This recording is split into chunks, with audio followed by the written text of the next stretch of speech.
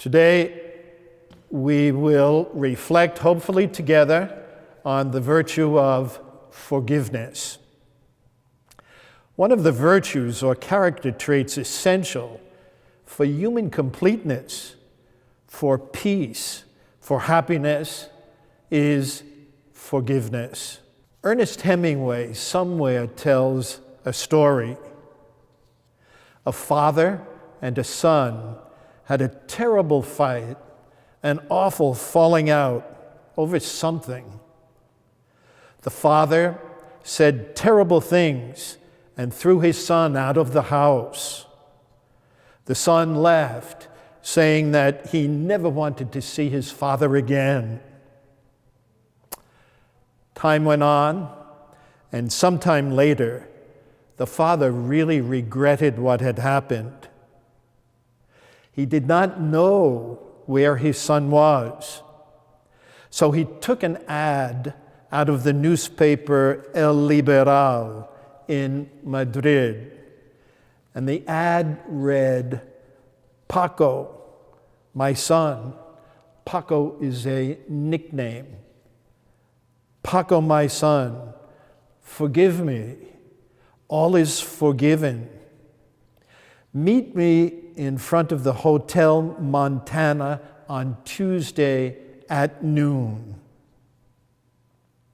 At noon on Tuesday, in front of the Hotel Montana, 800 young men named Paco showed up looking for their father.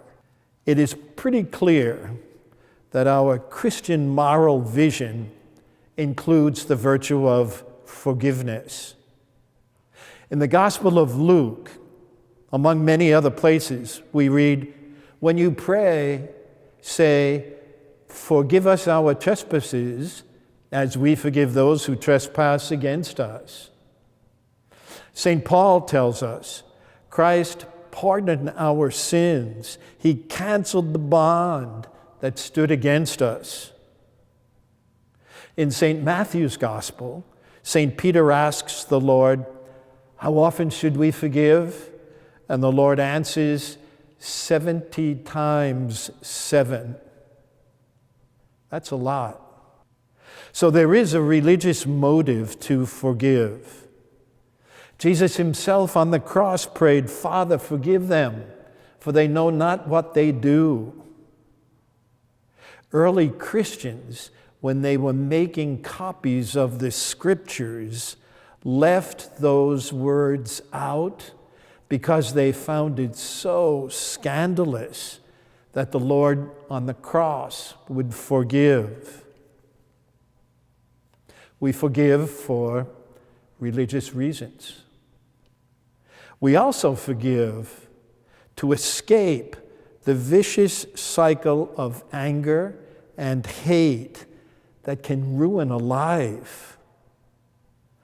Closed against pardoning someone, even though they don't deserve it, even though they really did harm and are guilty. Closed against pardoning means that the victim winds up carrying the burden of that unforgiven hurt. And that can be toxic. So we try to forgive to imitate Jesus and to be set free from the poison of rage and revenge. God has forgiven our sins and failures and faults and our human mistakes. No matter how awful, how damning, how embarrassing, God forgives. Pope Francis likes to point out that the Lord does not have a good memory. He forgives and forgets. Pope Francis will say that's a weakness of God, that he simply forgets what we have done. So, God forgives. Therefore, we should forgive ourselves and we should forgive one another. Forgiveness is not easy. And in fact, it's not always very satisfying. But without it, we are less the person we could be. So, how forgive? 2 humble suggestions. First of all, talk to someone. If you are hurt, angry, in a rage because someone has done something to you for which you do not deserve, talk to someone. Talk to a friend. Talk to a counselor. Do not bottle up your anger, your desire to get even. Because when you think about it, you can never get even. And the second suggestion, if there is something or someone who has wounded us, hurt us, angered us, disappointed us, pray to God for the grace and the help to even want to forgive.